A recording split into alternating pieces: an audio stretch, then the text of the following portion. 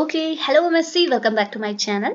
तो आज का हमारा जो वीडियो लेक्चर रहने वाला है इस पे हम अगेन हमारी ऑर्गेनिक केमिस्ट्री के यूनिट फोटो केमिस्ट्री को आगे डिस्कस करते हैं। ओके तो देखिए ना, फोटो केमिस्ट्री पे मैं आपको ऑलरेडी लेक्चर्स प्रोवाइड करा चुकी हूँ। तो देखिए फोटो केमिस्ट्री में अभी तक फिलहाल हमने 3 यूनिट को फिनिश कर लिया है। कौन सी 3 यूनिट मैंने आपकी कवर कराई है? तो देखिए मैंने आपको photo chemistry of alkene cover करा दी, मैंने आपको photo chemistry of carbonyl compound discuss करा दिया और लास्टली हमने photo chemistry of aromatic compound भी डिस्कस कर लिया। तो ये तीनों कंपाउंड की फोटो केमिस्ट्री को हमने लास्ट के लेक्चर्स पे कवर कर लिया। ठीक है, अगर कोई टॉपिक अगर आपका छूटा है, मतलब मेरे से छूटा हुआ है, आपके सिलेबस में कोई एडिशनल टॉपिक है, तो आप मुझे मैसेज कर सकते हैं, हम उन पे भी लेक्चर्स बना लेंगे। तो इनको अगर मैं साइड रखूं तो अब हमारी 4th यूनिट स्टार्ट होती है फोटो केमिस्ट्री के अंदर, which is photo chemical reaction. यानी कि अब आपकी नेक्स्ट यूनिट आई है, वो है आपकी फोटो केमिकल रिएक्शन। तो देखिए नाम से तो आपको क्या लग रहा है, यहाँ आप रिएक्शंस वगैरह पढ़ेंगे, बट एक्चुअल में यहाँ पे आपकी कोई रिएक्शन नहीं होती है। रिएक्शन आपने लास्ट की 3 यूनिट में बहुत पढ़ ली है। अब जैसे आप थ्योरी पे बात करेंगे, तो आज से हम लोग थ्योरी पोर्शन स्टार्ट कर रहे हैं फोटोकेमिकल रिएक्शंस का। तो आज तो हमारा फर्स्ट लेक्चर रहने वाला है और आज के फर्स्ट लेक्चर का टॉपिक क्या बनने वाला है? तो आज का टॉपिक है हमारा interaction of radiation with matter. यानी कि आज हमने देखना है कि हमारी रेडिएशन और मैटर के बीच में किस टाइप का इंटरेक्शन होता है। इसका मतलब क्या हुआ? इसका मतलब सिंपल सा ये है, देखिए हम लास्ट के लेक्चर से भी पढ़ते हुए आ रहे हैं, क्योंकि हम रिएक्शंस नहीं पढ़े, हम नॉर्मल रिएक्शंस नहीं पढ़े, हम फोटोकेमिकल रिएक्शन पढ़ते हैं। तो नॉर्मल रिएक्शन और फोटोकेमिकल रिएक्शन में डिफरेंस क्या है? दोनों में डिफरेंस ये है कि नॉर्मल रिएक्शन में आपके पास जो रिएक्टेंट मॉलिक्यूल होता है वो डायरेक्टली प्रोडक्ट में कन्वर्ट हो जाता है, लेकिन फोटोकेमिकल रिएक्शन में रिएक्टेंट मॉलिक्यूल डायरेक्टली प्रोडक्ट में कन्वर्ट नहीं होता। क्यों? क्योंकि यहाँ पे जो आपका रिएक्टेंट मॉलिक्यूल है, फर्स्टली आपने इसे इरेडिएट करना होता है with the help of H new radiation. क्योंकि फोटोकेमिकल रिएक्शन है तो आपने रिएक्शन की कंडीशन में क्या लेने होंगे? फोटोन्स लेनी होंगी, रेडिएशंस लेनी होगी। तो यहाँ पे आप क्या करते हैं, फर्स्टली अपने रिएक्टेंट मॉलिक्यूल को इरेडिएट करते हैं with the help of H new radiation, और इरेडिएशन के बाद आपका जो रिएक्टेंट मॉलिक्यूल है जो इनिशियली ग्राउंड स्टेट में है, H0 स्टेट में है, वो कहाँ चला जाता है? T1 स्टेट या S1 स्टेट, यानी कि अपनी एक्साइटेड स्टेट में चला जाता है। और जब ये एक्साइटेड स्टेट में जाता है तब जाके ये रिएक्शन कराता है। यानी कि ग्राउंड स्टेट में जो रिएक्टेंट मॉलिक्यूल है वो कभी भी रिएक्शन नहीं करता, हमने लास्ट के लेक्चर से देखा हुआ है। ठीक है, तो हमने क्या करना होगा, पहले इस रिएक्टेंट मॉलिक्यूल में इरेडिएशन करके इसे एक्साइटेड स्टेट यानी कि H0 से S1 स्टेट या फिर T1 स्टेट में पहुंचाना होगा। और जब ये एक्साइटेड स्टेट में जाएगा तब जाके ये रिएक्शन करेगा और प्रोडक्ट का फॉर्मेशन करेगा। तो नॉर्मल रिएक्शन और फोटोकेमिकल रिएक्शन में डिफरेंस ये होता है। तो हमारा टॉपिक क्या है? हमारा है interaction of radiation with matter. इसका मतलब क्या हुआ? इसका मतलब ये है कि जैसे अभी मैंने आपको बोला कि आपका रिएक्टेंट मॉलिक्यूल जो इनिशियली ग्राउंड स्टेट में था, इसको एक्साइट करने के लिए आपने क्या किया? ऊपर से रेडिएशन डाली। तो देखो सपोज R आपका रिएक्टेंट मॉलिक्यूल है और इस पे आपने क्या डाली? रेडिएशन डाली। ये आपकी इलेक्ट्रोमैग्नेटिक रेडिएशन, यानी कि आपने अपने रिएक्टेंट मॉलिक्यूल को इरेडिएट किया with the help of radiation. तो देखो जब आप अपने रिएक्टेंट मॉलिक्यूल को इरेडिएट करोगे with the help of radiation, तो आपको क्या है? इनके बीच में एक इंटरेक्शन देखने को मिलेगा, यानी कि ये एक दूसरे के साथ इंटरेक्ट होंगे। तो यहाँ पे जो इंटरेक्शन हो रहा है उसको ही हमने डिस्कस करना है। तो एक्चुअल में होता क्या है, जब भी आप अपने रिएक्टेंट मॉलिक्यूल, जब भी आप अपने मैटर के ऊपर रेडिएशन डालते हैं, उसे इरेडिएट करते हैं, तो यहाँ पे अलग अलग चेंजेस और अलग अलग फिनोमिना जनरेट होते हैं। वो सारे ही फिनोमिना आपने आज के लेक्चर पे डिस्कस करने हैं, जिसे आप बोलेंगे interaction of radiation with matter. आज आपने जिस इतना बताना है कि अगर कोई रेडिएशन मैटर के साथ इंटरेक्ट करती है तो वहां क्या होता है, वो सारी ही चीजें मैं आपको आज के लेक्चर पे डिस्कस कराऊंगी। और हम लोग अमाउंट ऑफ एड्सॉर्प्शन, कितना एड्सॉर्प्शन होगा, कैसे एड्सॉर्प्शन होगा, ये सारी चीजें भी इसमें डिस्कस करेंगे। ठीक है, तो इतनी चीज क्लियर आई? तो बस ये चीज हमने आज के लेक्चर पे डिस्कस करनी है। तो सिंपल सा लेक्चर है, सिर्फ थ्योरी है, आप सुनिएगा, आपको डेफिनेटली क्लियर आएगा। तो स्टार्ट करते हैं लेक्चर को। ठीक है, तो यहाँ पे फर्स्ट पॉइंट क्या बोल रहा है, मैं आपको थ्योरी के साथ लेते हुए चलती हूँ। तो फर्स्ट पॉइंट यहाँ पे आपको फोटोकेमिस्ट्री क्या होती है उसी के बारे में डिस्कस कराया हुआ है। तो ये बोल रहा है फोटोकेमिस्ट्री क्या है? Photochemistry is a branch of chemistry. Photochemistry क्या है? केमिस्ट्री की ही एक ब्रांच है जो कि किससे कंसर्न करती है? तो यहाँ लिखा है which mainly concern with the rate and mechanism of a reaction resulting from the exposure of a reactant to a light. इसका मतलब क्या हुआ? ये बोल रहा है फोटोकेमिस्ट्री क्या है? केमिस्ट्री की एक ब्रांच है जो मेनली डील किससे करती है? रिएक्शन की रेट और मैकेनिज्म से डील करती है। और कैसी रिएक्शन की रेट और मैकेनिज्म से डिस्कस डील करती है?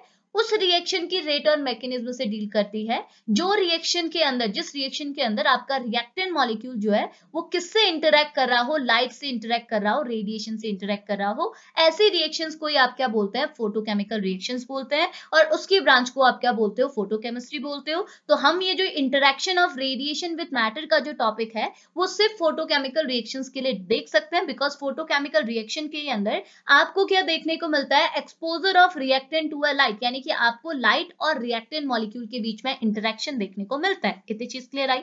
सेकेंड पॉइंट क्या बोल रहा है, ये बोल रहा है generally when a reactant molecule is involve in a photochemical reaction it irradiated in the presence of photo or radiation, which means that there occur a interaction of a radiation with the matter। तो ये बोल रहा है generally होता क्या है, जब भी आप फोटोकेमिकल रिएक्शन पढ़ते हो तो फोटोकेमिकल रिएक्शन के अंदर क्या होता है, आपका रिएक्टेंट मॉलिक्यूल क्या होता है, किसके कांटेक्ट में आता है, फोटोन्स के कांटेक्ट में आता है, रेडिएशन के कांटेक्ट में आता है। तो यहाँ पे क्या है, आपको एक इंटरेक्शन देखने को मिलता है between the radiation and matter. और नेक्स्ट पॉइंट यहाँ पे लिखा हुआ है कि when a beam of light interact with the matter, जब आपकी जो लाइट है, जब आपका जो फोटोन है, आपका रेडिएशन है, वो किससे इंटरेक्ट करता है, मैटर से इंटरेक्ट करता है। तो number of interaction is observe, number of interaction, आपको अलग अलग टाइप की इंटरेक्शन देखने को मिलता है, किसके बीच में, आपके रेडिएशन एंड मैटर के बीच में। यानी कि जब आपका मैटर के साथ आपकी रेडिएशन इंटरेक्ट करेगी तो यहाँ पे आपको इंटरेक्शन तो मिलेंगे, बट डिफरेंट डिफरेंट टाइप के इंटरेक्शन मिलेंगे और डिफरेंट डिफरेंट टाइप की चेंजेस भी आपको देखने को मिलेंगे। अब वो ही चेंजेस और वो ही इंटरेक्शन को हम आगे डिस्कस करेंगे। इतनी चीज क्लियर आई।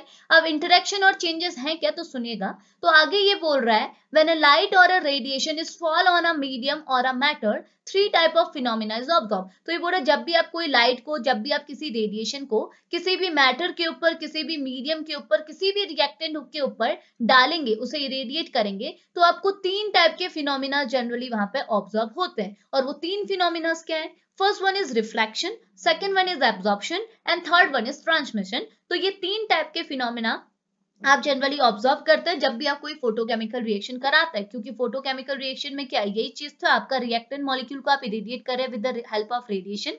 तो जब भी आप रिएक्टेंट मॉलिक्यूल को इरेडिएट करेंगे with the help of radiation, तो यहाँ पे आपका होगा इंटरेक्शन। और इंटरेक्शन आपके क्या है, ये तीन टाइप के इंटरेक्शन जनरली आपको देखने को मिलेंगे। First one is reflection, second one is absorption and third one is transmission. तो ये बोल रहा है रिफ्लेक्शन के टाइम पे जो आपकी लाइट रहेगी उसे आप बोलोगे रिफ्लेक्टेड लाइट, एब्जॉर्प्शन के टाइम पे जो लाइट रहेगी उसे आप बोलोगे एब्जॉर्ब लाइट, और ट्रांसमिशन के टाइम पे जो लाइट रहेगी उसे आप बोलोगे ट्रांसमिटेड लाइट। तो अब ये तीनों ही फिनोमिनास को हमने सेपरेटली डिस्कस करना है। मैं यहाँ पे तीनों ही फिनोमिनास को डिस्कस कराऊंगी। उसके बाद हम लोग क्या करेंगे, इन तीनों फिनोमिनास में देखेंगे कि ये तीनों फिनोमिनास तो ड्यूरिंग इंटरेक्शन होते हैं, बट इनमें से कौन सा फिनोमिना रिस्पॉन्सिबल है फोटोकेमिकल रिएक्शंस के लिए, और कितने अमाउंट का आपको एब्जॉर्प्शन करना होता है, कितने अमाउंट की आपको एनर्जी चाहिए होती है जब भी आप कोई फोटोकेमिकल रिएक्शन आप कराते हैं। तो उसको तो हम आगे देखेंगे, इन तीनों पॉइंट को भी डिस्कस करेंगे। बट उससे पहले यहाँ पे एक और पॉइंट लिखा हुआ है जो कि आपके लिए जरूरी है सुनना, और इसलिए मैंने ये चीज यहाँ पे ऐड की हुई है।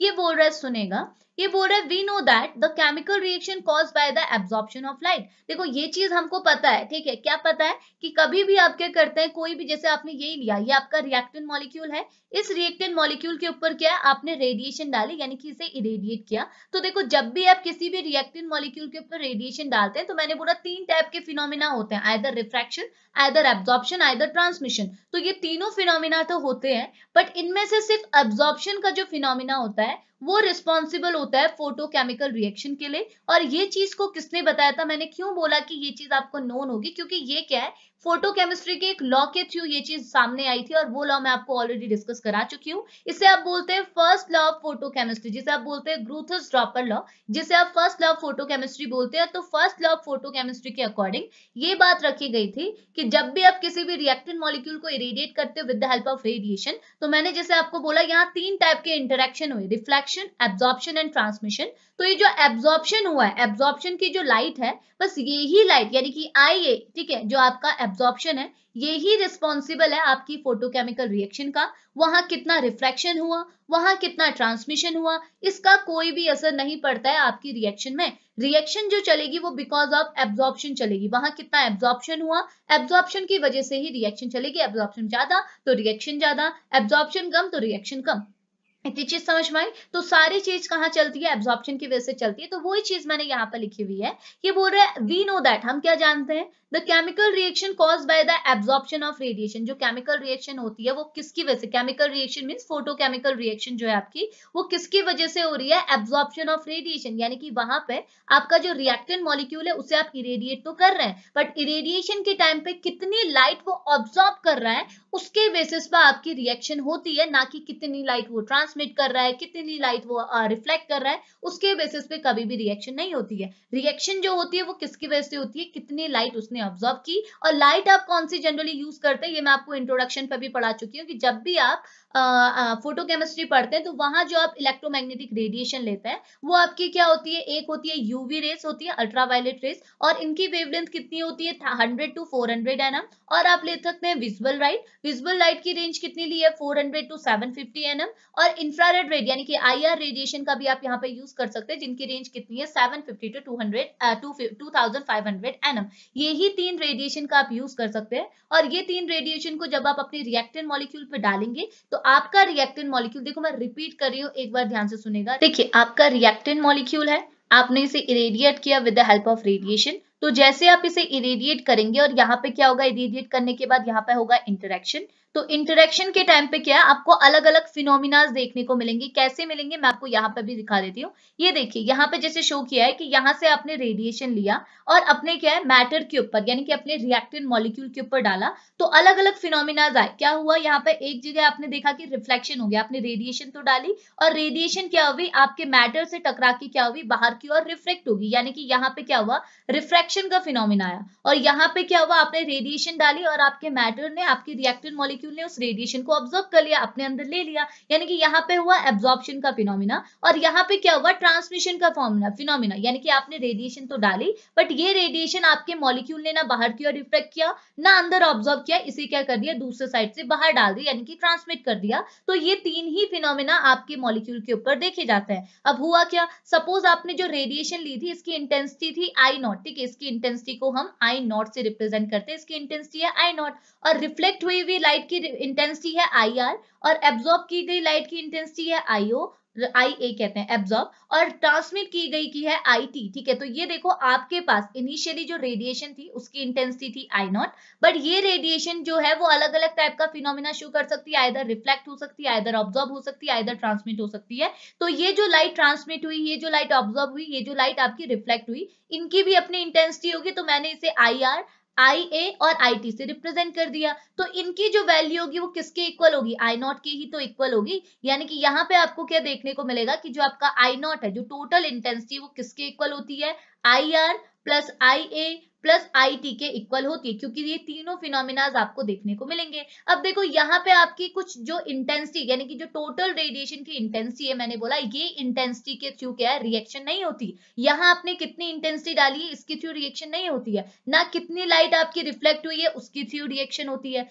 ना कितनी लाइट आपकी ट्रांसमिट हुई है उसके थ्रू रिएक्शन होती है। रिएक्शन कितनी किसके थ्रू होती है, कितनी लाइट, कितनी इंटेंसिटी की लाइट आपकी ऑब्जॉर्ब हुई है, इसके थ्रू आपकी रिएक्शन होती है। मतलब आपके रिएक्टेंट मॉलिक्यूल ने कितनी इंटेंसिटी की लाइट यानी कि कितनी आई ए को ऑब्जॉर्ब किया है उसकी वजह से रिएक्शन होगी। कितनी ट्रांसमिट हुई लाइट, कितनी रिफ्लेक्ट हुई, कितनी इनिशियली थी, इसके बेसिस पर आपकी रिएक्शन नहीं होती। इस पे रिएक्शन डिपेंड नहीं करती, रिएक्शन डिपेंड करती है इंटेंसिटी ऑफ एब्सॉर्प्शन पे। और ये बात रखी थी फर्स्ट लॉ ऑफ फोटोकेमिस्ट्री को, केमिस्ट्री ने, फर्स्ट लॉ ऑफ फोटोकेमिस्ट्री, जिसे आप ग्रूथर्स ड्रॉपर लॉ भी बोलते हैं। ये दो साइंटिस्ट थे, इन्होंने ये चीज दी थी, इस वजह से इसे ग्रूथर्स ड्रॉपर लॉ बोलते हैं, जिसे बोला जाता है फर्स्ट लॉ ऑफ फोटोकेमिस्ट्री। तो बस यही चीज मैंने आपको यहाँ पे डिस्कस कराई है, इतना हुआ। अब देखो ये तीन चीजें होती हैं, क्या होता है वो तो मैंने बता दिया। अब ये तीनों फिनोमिनास पर आपने सेपरेट डिस्कशन लेना और ऐसे ही आपने एग्जाम पर भी लिखना है। तो आसान सा है, रिफ्लेक्शन क्या होता है सबको पता है। तो ये बोल रहा है, सुनिएगा, when a ray of light approaches to a smooth polished surface, then the light ray bounce back, this is called as a reflection of light। इसका मतलब क्या हुआ, ये बोल रहा है जब भी आप किसी भी सरफेस पे, किसी भी मॉलिक्यूल पे, यहाँ सरफेस बोला है बट आप फोटोकेमिकल रिएक्शन पढ़ रहे हैं तो वहां आप मॉलिक्यूल कंसीडर करेंगे। तो सपोज आपने किसी भी मॉलिक्यूल के ऊपर कोई रेडिएशन डाली, कोई भी इलेक्ट्रोमैग्नेटिक रेडिएशन डाली, इनमें से कोई भी, तो हुआ क्या, अगर रेडिएशन डालने के बाद आपके सरफेस से, आपकी मॉलिक्यूल के सरफेस पे आपके रेडिएशन का इंटरेक्शन हुआ, बट आफ्टर इंटरेक्शन आपको क्या देखने को मिला कि ये जो रेडिएशन है वो क्या होगी, सरफेस से बाहर की ओर बाउंस बैक होगी। तो ये जो फिनोमेना यहाँ पे चला इसी को बोलते हैं रिफ्रैक्शन। तो क्या बोल रहा है, when a ray of light approaches to a smooth polish surface, यानी कि जब आपकी रेडिएशन कहाँ अप्रोच करेगी, कहाँ इंटरेक्ट करेगी, आपकी मैटर पे इंटरेक्ट करेगी, मैटर की सरफेस पे इंटरेक्ट करेगी, और इंटरेक्शन करने के बाद क्या है, बाउंस बैक हो जाएगी, यानी कि वापस क्या हो जाएगी, पीछे की ओर निकल लेगी। तो इस टाइप के फिनोमेना को आप क्या बोलते हो, रिफ्लेक्शन ऑफ लाइट। तो यहाँ पे आप कुछ इस टाइप का भी इमेज बना सकते हैं कि यहाँ से आपने रेडिएशन डाली और रेडिएशन आपके मैटर पे टकराई और बाहर की ओर रिफ्लेक्ट हो गई। तो इस चीज को मैंने यहाँ भी दिखाया, इस चीज को आप ऐसे भी दिखा सकते हैं।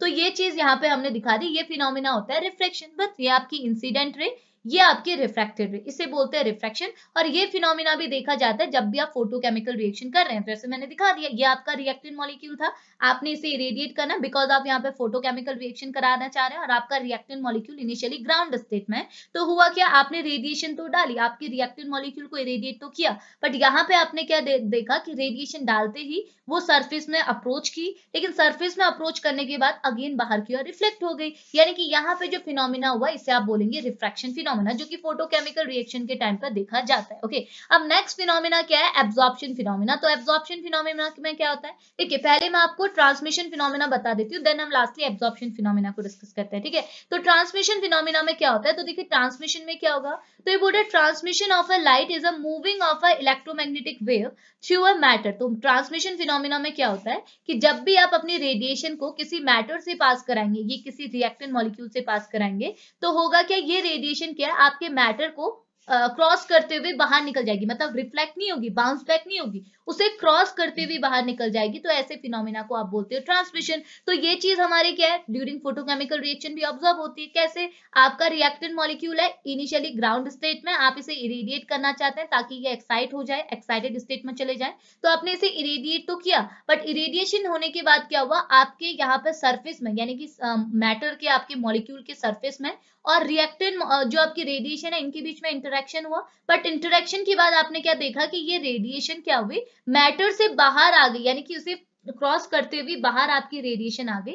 तो ये जो फिनोमेना हुआ इसे आप बोलते हैं ट्रांसमिशन। तो ये फिनोमेना भी जनरली देखा जाता है जब भी आप फोटोकेमिकल रिएक्शन कराते हैं। इतनी चीज क्लियर है। तो ट्रांसमिशन और रिफ्लेक्शन तो छोटा छोटा है। अब मेन आता है आपका एब्जॉर्प्शन, बिकॉज इसी एब्जॉर्प्शन फिनोमेना की वजह से फोटोकेमिकल रिएक्शन होती है। अब एब्जॉर्प्शन में क्या होता है इसे आप ध्यान से सुनिएगा। एब्जॉर्प्शन फिनोमेना में क्या होता है, तो देखो मैं आपको पहले रफली बता रही हूँ, देन थ्योरी से पढ़ेंगे। तो रफ जैसे आपको पहले से नोन है कि आपके पास रिएक्टेंट मॉलिक्यूल है जो कि इनिशियली ग्राउंड स्टेट में, यानी कि S0 स्टेट में, यहाँ पे एनर्जी की वैल्यू काफी कम है। अब क्या करते हैं, आप इसे इरेडिएट करते हैं with the help of radiation. तो आपने रेडिएशन की हेल्प से इरेडिएट किया और इरेडिएट करने की वजह से क्या हुआ, इनके बीच में इंटरेक्शन हुआ। बट इंटरेक्शन कैसा हो रहा है, एब्जॉर्प्शन वाला। तो यहाँ पे क्या होगा कि आपका जो रिएक्टेंट मॉलिक्यूल है वो जो आपकी इंसिडेंट लाइट है जो आपने डाल रखी, जिसकी इंटेंसिटी इनिशियली E0 है, इसका एक पार्ट क्या कर लेगा, एब्जॉर्ब कर लेगा, पूरा नहीं करेगा। कुछ पार्ट तो आपका रिफ्लेक्ट होगा, देखो यहाँ से कुछ पार्ट आपका रिफ्लेक्ट होगा, IR आपका रिफ्लेक्ट होगा, और यहाँ से कुछ पार्ट यानी कि IT आपका ट्रांसमिट होगा।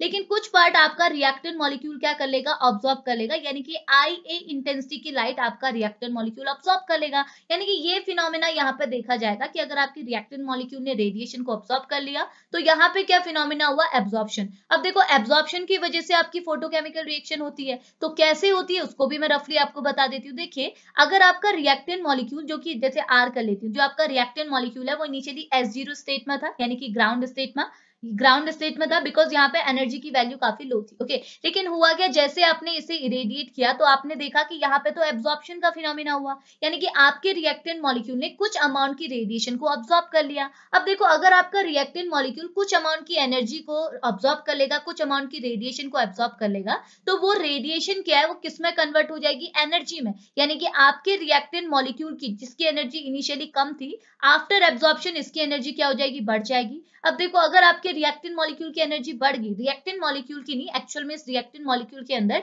आपके एटम्स हैं, एटम्स के अंदर इलेक्ट्रॉन्स हैं, उनकी एनर्जी बढ़ती है, तो हम क्या दिखाते हैं, इसके इलेक्ट्रॉन को रिप्रेजेंट करते हैं कि इसका electron initially lower energy level पे था, यानी कि S0 स्टेट पे था, और जैसे आपने इसको इरेडिएट किया, यानी कि इसके ऊपर रेडिएशन डाली, तो कुछ अमाउंट की रेडिएशन को आपके इलेक्ट्रॉन ने अब्सॉर्ब कर लिया, और अगर अब्सॉर्ब कर लिया तो आपकी इलेक्ट्रॉन की एनर्जी बढ़ गई। अब एनर्जी बढ़ गई तो वो S0 स्टेट में तो नहीं रहेगा, वो कहाँ चले जाएगा, S1 स्टेट में, बिकॉज S1 स्टेट आपकी क्या होती है, एक्साइटेड स्टेट होती है। एक्साइटेड स्टेट मतलब तो पता ही है, एक्साइटेड स्टेट मतलब जहां पे एनर्जी की वैल्यू ज्यादा हो। तो देखो S0 स्टेट में एनर्जी की वैल्यू लो थी, S1 स्टेट में एनर्जी की वैल्यू हाई है। तो इनिशियली पहले आपका इलेक्ट्रॉन S0 स्टेट में था बिकॉज इसके पास एनर्जी की वैल्यू कम थी, लेकिन जैसे आपने इसे इरेडिएट किया with the help of hν radiation और आपके इलेक्ट्रॉन ने कुछ अमाउंट की एनर्जी को ऑब्जॉर्व किया, तो एनर्जी ऑब्जॉर्व करने की वजह से इलेक्ट्रॉन की एनर्जी बढ़ गई। अब एनर्जी बढ़ने की वजह से ये ग्राउंड स्टेट में नहीं रहेगा बिकॉज ग्राउंड स्टेट की एनर्जी होती है कम, ये उठ के यानी कि ट्रांजिशन शो करके कहाँ चले जाएगा, एक्साइटेड स्टेट में चले जाएगा।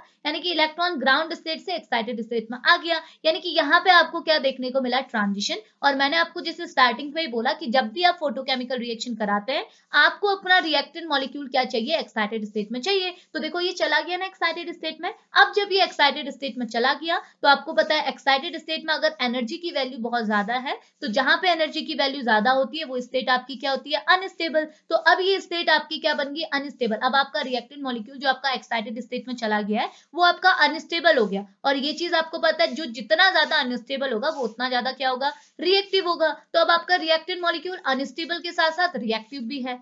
अगर ये अब रिएक्टिव है तो अब ये रिएक्शन प्रोसीड करा सकता है। मतलब अब इसमें क्या होगा, जैसे मैंने यहाँ पे आपको दिखाया था, कहाँ दिखाया था, इरेज कर दिया सॉरी।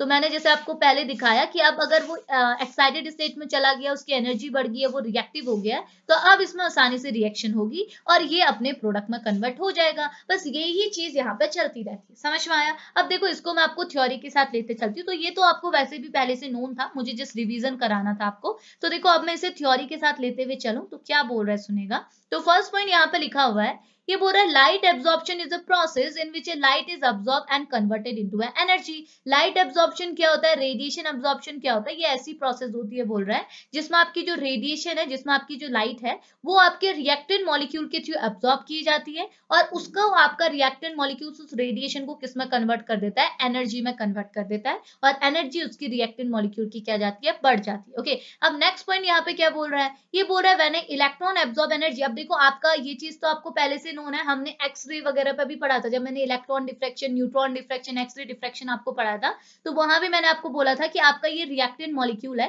तो आपके रिएक्टेंट मॉलिक्यूल के अंदर क्या होंगे, एटम्स होंगे। तो एटम क्या होगा, न्यूक्लियस होगा, यहाँ पे आपके इलेक्ट्रॉन्स होंगे। तो होता ही है कि कभी भी आप किसी भी रिएक्टेंट के ऊपर क्या करते हैं, इरेडिएशन करते हैं, उसके ऊपर रेडिएशन डालते हैं, तो जरूर ऐसा नहीं होता कि आपका पूरा का पूरा रिएक्टेंट मॉलिक्यूल ही पेनिट्रेट हो रहा है। पेनिट्रेट क्या होता है, अंदर का एक फिक्स पोर्शन होता है। जैसे आपका इलेक्ट्रॉन पेनिट्रेट हो रहा है, यानी कि इलेक्ट्रॉन क्या है, इस एनर्जी को ऑब्जर्व कर रहा है। कभी कभार क्या होता है, इलेक्ट्रॉन नहीं करता, न्यूट्रॉन्स करते हैं। तो ऐसी चीजें चलती रहती हैं। तो पर्टिकुलरली जब भी आप फोटोकेमिकल रिएक्शन कराते हैं तो पेनिट्रेट होने वाली जो चीज है, पेनिट्रेट होने वाला जो पार्टिकल है वो है आपका इलेक्ट्रॉन। यानी कि आपने रेडिएशन अपने रिएक्टेंट मॉलिक्यूल के ऊपर डाली बट रिएक्टेंट मॉलिक्यूल पेनिट्रेट नहीं हुआ। आपके रिएक्टेंट मॉलिक्यूल के अंदर एटम्स हैं, एटम के अंदर इलेक्ट्रॉन है, न्यूट्रॉन है, प्रोटॉन है। तो पेनिट्रेट कौन होगा, इलेक्ट्रॉन। यानी कि वो लाइट को, वो रेडिएशन को कौन ऑब्जर्व करेगा, इलेक्ट्रॉन। यानी कि एनर्जी किसकी बढ़ेगी, इलेक्ट्रॉन की बढ़ेगी। तो यहाँ लिखा हुआ है इलेक्ट्रॉन एब्जॉर्ब द एनर्जी। आपके इलेक्ट्रॉन ने क्या किया, एनर्जी को ऑब्जॉर्व किया और एनर्जी ऑब्जॉर्व करने की वजह से वो क्या हो गया, एक्साइटेड हो गया। एक्साइटेड होना मतलब उसकी एनर्जी बढ़ गई और वो एक्साइटेड लेवल पे चला गया and move to a higher energy level, यानी कि वो हायर एनर्जी लेवल पे चला गया। ठीक है, अब क्या बोल रहा है, electron do not like being in an excited state. लेकिन आपका इलेक्ट्रॉन क्या है, एक्साइटेड स्टेट में रहना पसंद नहीं करता। क्यों, क्योंकि एक्साइटेड स्टेट क्या होती है, अनस्टेबल स्टेट होती है। तो अनस्टेबल जगह कौन रहना चाहता है, सब कुछ स्टेबल चाहिए, सबको हर चीज स्टेबल चाहिए। तो सेम इलेक्ट्रॉन का है, इलेक्ट्रॉन भी अनस्टेबल नहीं रहना चाहता। तो वो क्या करता है, वापस से अपने ओरिजिनल एनर्जी लेवल यानी कि ग्राउंड स्टेट में आना चाहता है, जिसकी वजह से वो रिएक्शन करता है। ओके, जिसके लिए क्या करता है, वो कुछ अमाउंट की एनर्जी को रिलीज करता है और अगेन ग्राउंड स्टेट में आता है और इस प्रोसेस को क्या बोलते हैं, एमिशन। समझ में आया। अब देखो मैं आपको यहाँ इमेज के थ्रू समझाती हूँ, अब ध्यान से सुनिएगा एक बार अगेन। ठीक है, ये बोल रहा है देखो आपके पास आपका रिएक्टेंट मॉलिक्यूल था जो इनिशियली ग्राउंड स्टेट में प्रेजेंट था। ठीक है, अब आपने क्या किया, यहाँ पर दिखाया देखो, ये आपका क्या है, मॉलिक्यूल है, यहाँ लिखा है पिगमेंट मॉलिक्यूल। ये आपका इनिशियली क्या है, मॉलिक्यूल है। इसके ऊपर आपने रेडिएशन डाला, फोटोन्स लिखा है, hν रेडिएशन आपने इसके ऊपर डाला। तो हुआ क्या, इस फोटो मतलब ये जो आपका मॉलिक्यूल है इसके अंदर जो इलेक्ट्रॉन थे वो क्या हुए, पेनिट्रेट हुए। यानी कि इलेक्ट्रॉन की एनर्जी क्या हुई, बढ़ी। क्योंकि इनिशियली वो ग्राउंड स्टेट में था, S0 स्टेट में था। तो अब एनर्जी बढ़ने की वजह से वो एक्साइटेड लेवल पे चला जाएगा। तो देखिए यहाँ पे ट्रांजिशन हुआ और वो एक्साइटेड स्टेट में चला गया। अब एक्साइटेड स्टेट में जो इमेज बनाई है वो ऐसे, जैसे सूरज बनाता है ऐसे बनाइए। क्यों, क्योंकि यहाँ पे क्या है, एनर्जी बढ़ गई, यहाँ पे एनर्जी कम है, अब यहाँ पे एनर्जी बढ़ गई। अब देखो आपका रिएक्टेंट मॉलिक्यूल जो पहले ग्राउंड स्टेट में था वो कहाँ चला गया, एक्साइटेड स्टेट, और आपको पता है एक्साइटेड स्टेट क्या होती है, हाईली रिएक्टिव स्टेट होती है, बिकॉज जितनी ज्यादा एनर्जी उतनी ज्यादा अनस्टेबिलिटी, और जितना चीज आपका अनस्टेबल होगा उतना ही ज्यादा रिएक्टिव होगा। अब ये जो स्टेट है वो हाईली रिएक्टिव है, तो यहाँ जाके आपका रिएक्टेंट मॉलिक्यूल क्या है, रिएक्शन करेगा और प्रोडक्ट में कन्वर्ट हो जाएगा, ठीक है। इसलिए हम लोग क्या है, हमेशा फोटोकेमिकल रिएक्शन क्या है, एक्साइटेड स्टेट से प्रेफर करते हैं। अब हुआ क्या, देखो आपका इलेक्ट्रॉन जो है वो एक्साइटेड स्टेट में तो चला गया, यहाँ तो चला गया, बट आपको इलेक्ट्रॉन को भी तो पता है एक्साइटेड स्टेट क्या अनस्टेबल स्टेट है,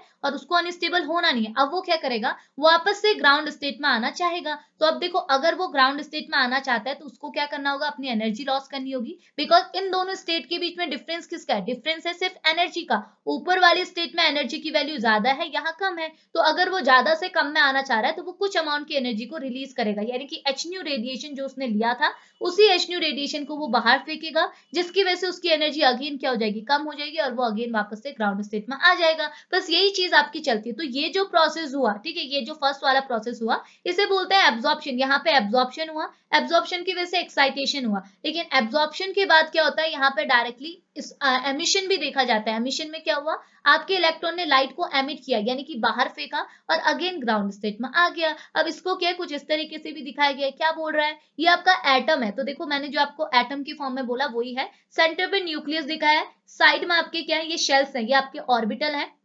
KLM है ना, ये आपके ऑर्बिटल है। तो फर्स्ट शेल में यहाँ पे आपका इलेक्ट्रॉन बैठा है, नेगेटिव चार्ज देख रहे हैं, यहाँ पे आपका इलेक्ट्रॉन बैठा है। अब हुआ क्या, आपने इसे बाहर से रेडिएशन दिया, बाहर से फोटोन दिया, अब इस इलेक्ट्रॉन की एनर्जी बढ़ गई। अब अगर इसकी एनर्जी बढ़ गई तो अब ये क्या करेगा, एक्साइट होगा। तो देखो यहाँ पे लिखा है absorption of a photon bumps an electron to a higher energy level. तो हुआ क्या, यहाँ पे आपकी इलेक्ट्रॉन ने कुछ एनर्जी ली और वो हायर एक्साइटेड स्टेट में चला गया। तो देखो यहाँ से वो कहाँ चला गया, इस लेवल पे, तो यहाँ पे क्या होगा, एब्जॉर्प्शन हुआ। आपको क्लियर आया। अब क्या होगा, अब ये हायर एक्साइटेड, देखो जितना लेवल आपका बढ़ते रहता है, देखो आप एटम्स ऐसे बनाते हैं, ये आपके क्या है, शेल्स है, ये न्यूक्लियस है, ये K शेल LMN, ये तो आपको पता है, ये आपके शेल्स है, ऑर्बिटल्स है। तो यहाँ आपके इलेक्ट्रॉन्स प्रेजेंट रहते हैं। अब जितना आप दूर दूर जाएंगे न्यूक्लियस से, आप जितना दूर जाएंगे सेल्स में, उतनी ज्यादा एनर्जी बढ़ती है। देखो यहाँ को क्या है, एनर्जी बढ़ती रहती है, इसकी एनर्जी ज्यादा होती है, इसकी एनर्जी कम होती है। जितना आप न्यूक्लियस के क्लोज होंगे उतनी एनर्जी कम होगी। तो देखो एब्जॉर्प्शन के बाद वो हायर एक्साइटेड लेवल पे चला गया। अब ये हायर एक्साइटेड स्टेट में जो गया है, इसी फिनोमिना को बोलते हैं एब्जॉर्प्शन। लेकिन एब्जॉर्प्शन के बाद अब क्या होगा, तुरंत एमिशन भी हो जाएगा। क्यों, क्योंकि हायर एक्साइटेड लेवल अनस्टेबल होती है। अब अनस्टेबल में कोई रहना तो नहीं चाहेगा, वो कहाँ जाएगा, स्टेबल में जाएगा। तो स्टेबल यानी कि लोअर स्टेट में जाने के टाइम पे क्या होगा, जो फिनोमिना होगा उसे आप बोलेंगे एमिशन। जो हमने यहाँ देखा कि लाइट को वो बाहर फेंक रहे, इसे बोलते हैं एमिशन। बस इतनी चीज आपने यहाँ पे डिस्कस करानी, ये बन गया आपका एब्जॉर्प्शन। ओके, तो ये चीज तो आपको पहले से क्लियर है, क्योंकि आपने इतनी स्पेक्ट्रोस्कोपी पढ़ ली, सब कुछ पढ़ लिया है। तो ये तो अब आपके लिए बाएं हाथ का खेल है, ठीक है, ये तो सिंपल सा रह जाता है आपके लिए, ठीक है। तो ये आपका 3 फिनोमिना हमने डिस्कस किए, जो कि इंटरेक्शन की वजह से हमको ऑब्जर्व हुए हैं। अब देखो जो मैंने आपको बताया था उसको मैं यहाँ पे अगेन डिस्कस करा रही हूँ। ये बोल रहा है, तो देखो जो चीज हमने डिस्कस की उसी को मैं आगे एक्सप्लेन कर रही हूँ। तो ये बोल रहा है, as we discussed, when a light is fall on a medium, a part of a incident light is reflected, a part is absorbed on a medium, or by the and the remaining part is transmitted as such. इसका मतलब क्या है, कि वो ही बोल रहा है कि सपोज आपके पास एक मैटर है, आपके पास एक रिएक्टेंट मॉलिक्यूल है,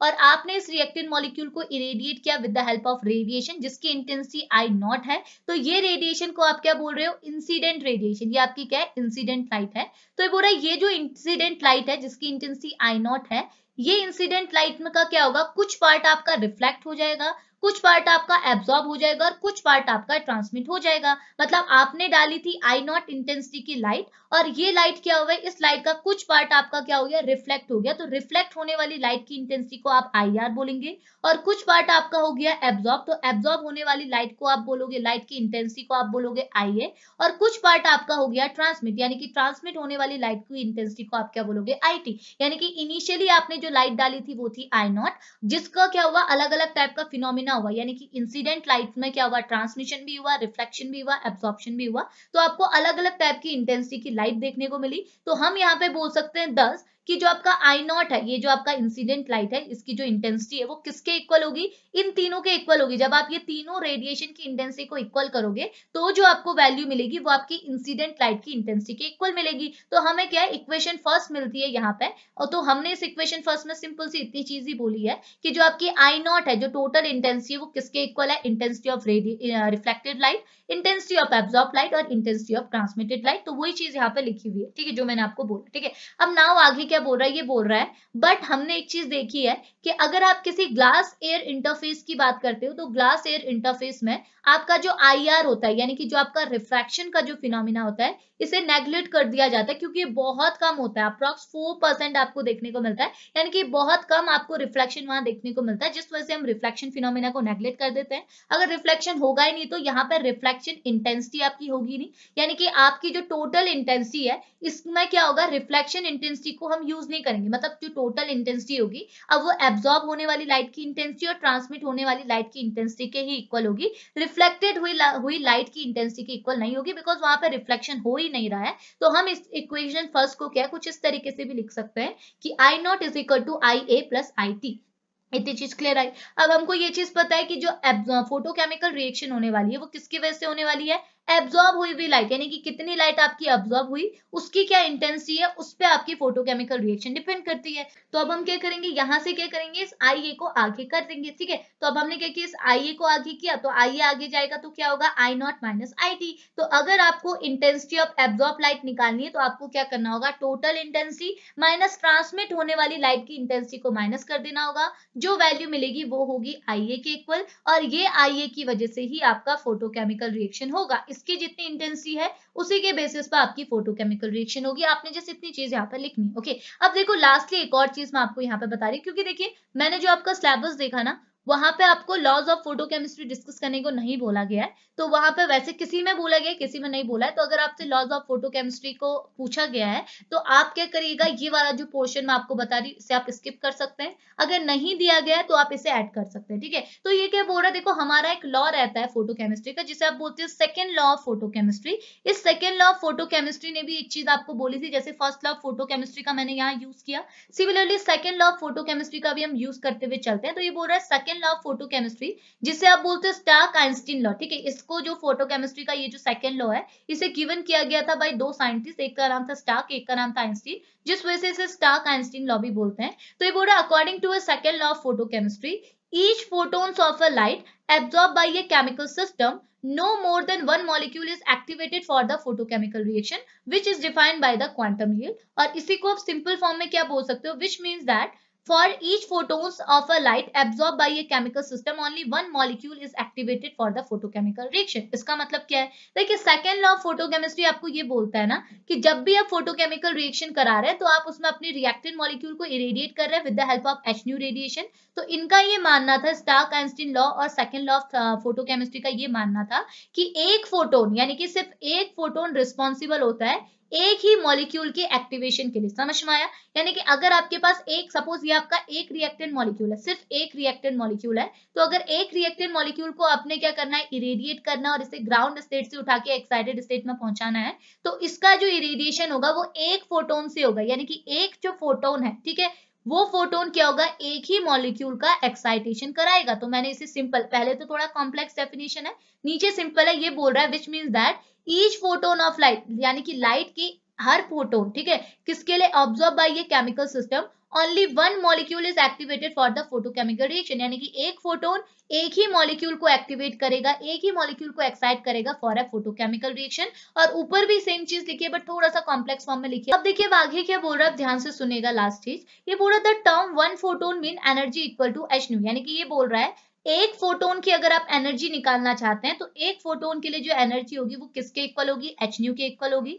यहाँ एच आपका हुआ प्लैंक्स कांस्टेंट एंड न्यू आपकी क्या हुई, फ्रीक्वेंसी। तो देखो इस चीज को अगर मैं आपको एक बाय एग्जांपल यानी कि बाय रिएक्शन शो कराऊं तो आप इसको ऐसे लिख सकते हैं, सपोज आपके पास एक मॉलिक्यूल था ए बी, ओके, आपने इसे क्या कराना है, एक्साइटेशन कराना है। तो देखिए आपके पास एक मॉलिक्यूल है और according to second law of photochemistry एक मॉलिक्यूल को एक्साइट करने के लिए आपको एक फोटोन की नीड होती है। तो एक फोटोन की energy is equal to h nu. तो हमने क्या इसे एक एच न्यू प्रोवाइड किया, कुछ एच न्यू के आगे कुछ नंबर नहीं लगा, हमने जस्ट इसे एक एच न्यू प्रोवाइड किया और एच न्यू प्रोवाइड करने के बाद ये एक्साइटेड स्टेट में चला गया, यानी कि ए भी एक्साइटेड स्टेट में पहुंच गया। ठीक है, अब देखो ये चीज यहाँ पे इंपॉर्टेंट है कि ये जो आपकी रिएक्शन यहाँ पे रिप्रेजेंट की गई है इसे प्राइमरी प्रोसेस ऑफ फोटोकेमिस्ट्री बोलते हैं। आपकी पूरी फोटोकेमिस्ट्री का ये प्राइमरी प्रोसेस होता है, इसे आप प्राइमरी प्रोसेस कहते हैं, जिसमें आप अपने रिएक्टेंट मॉलिक्यूल को फोटोन्स देके उसे एक्साइटेड स्टेट में भेजते हैं। ये आपका क्या होता है, primary process with the absorption of a one photon. Okay, अब देखो अब ये चीज हमने एक सिंगल फोटोन के रिस्पेक्ट में ली, एक सिंगल मॉलिक्यूल के रिस्पेक्ट में ली। अगर हम इसे 1 मोल के मॉलिक्यूल के रिस्पेक्ट में लें तो क्या बोल रहा है, सुनेगा,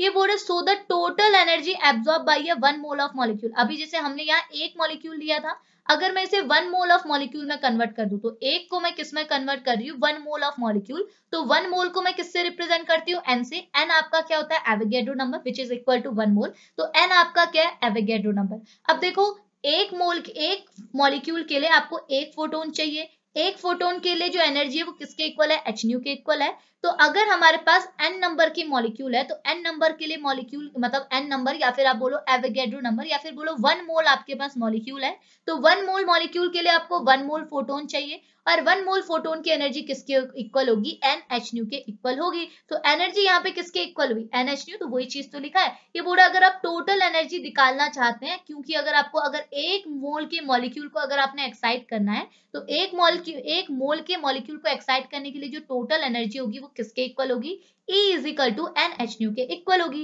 बिकॉज एक मॉलिक्यूल को एक्साइट करने के लिए जो एनर्जी होती है वो इक्वल होती है H के। तो 1 मोल की एनर्जी को 1 मोल की मॉलिक्यूल को एक्साइट करने के लिए जो एनर्जी होगी वो किसके इक्वल होगा, NH के इक्वल होगा। और यहाँ जो N है वो आपका एवोगैड्रो नंबर है विच इज इक्वल टू 1 मोल। इतनी चीज क्लियर आई।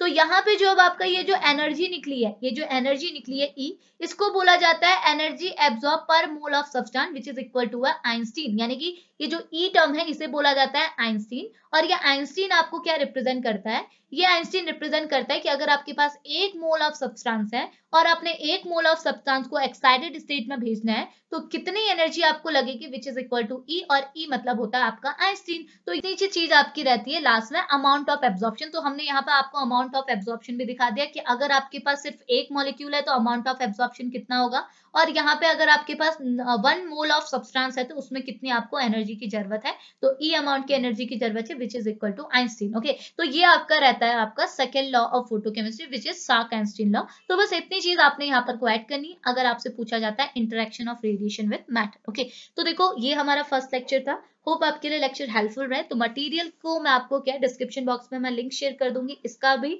और साथ ही साथ जो फोटोकेमिकल रिएक्शन का हमने जो दूसरी यूनिट्स देखे हैं उनका भी। ठीक है, तो देखिए अगर आपको लेक्चर पसंद आता है तो please like share and subscribe भी करते हुए जाइएगा, बिकॉज आपका सपोर्ट बहुत जरूरी है हमको मोटिवेट होने के लिए। तो अगर आपको और लेक्चर्स चाहिए तो डेफिनेटली कीजिएगा। तो अभी लेक्चर को यहीं पे फिनिश कर लेते हैं, मिलेंगे नेक्स्ट लेक्चर पे, तब तक के लिए बाय बाय।